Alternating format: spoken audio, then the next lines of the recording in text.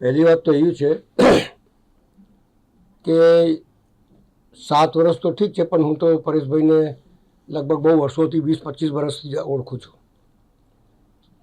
એમનો એક નવો સાહસ સ્પાર્ક ટુડેનો કહીએ તો જન્મદિવસ કહેવાય અને ઓપનિંગનો દિવસ કહેવાય. સવાલ એ છે કે આવી કોમ્પિટિશનની અંદર આ સ્પાર્ક ટુડે ચાલુ કર્યું એ જ એક બહુ સિદ્ધિની વાત છે કે આવા કોમ્પિટિશનની અંદર એમણે ચાલુ કર્યું અને કાર્યરત કર્યા પછી 7 વર્ષ વીતી ગયા તો પણ લોકોની અપેક્ષા કરતાં વધારે એમનું કામ દેખાઈ રહ્યું છે. કારણ કે જ્યારે બી કોઈ પ્રસંગ બને છે ત્યારે લોકો એવું યાદ કરે છે કે સ્પાર્ક ટુડેને બોલાવી લો. એ ચાહક અને એ લોકોની અંદર જે પ્રેમ છે અને એ જે સાચા દર્શન લોકોને કરાવે છે એટલે જ લોકો બોલાવે છે. કારણ કે મીડિયાને તારે જ બોલાવે જ્યારે જો બહુ પ્રચલિત હોય.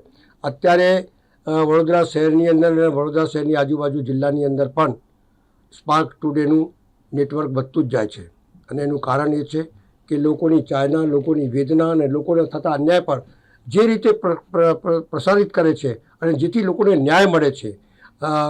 તકલીફ હોય, કોઈ કામ ના થતું હોય અને સ્પાર્ક ટુડેને બોલાવીને જો ચેનલમાં પોતાનું મંતવ્ય રજૂ કરે તો અધિકારીઓ દોડતા આવે છે. એ જ મહાનતા છે.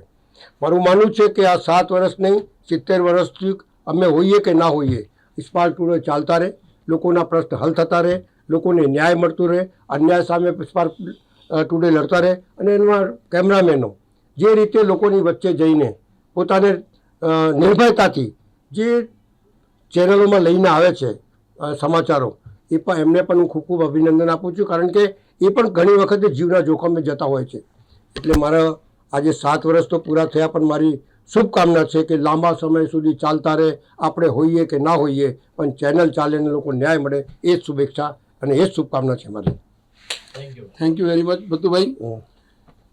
આટલા વર્ષોથી આપણે તો જૂની મિત્રતા છે અને આટલા વર્ષોથી જે રીતે સાથ સહકાર આપતા રહ્યા છો એ જ રીતે અમને સાથ સહકાર આપો, બસ એ જ વિનંતી.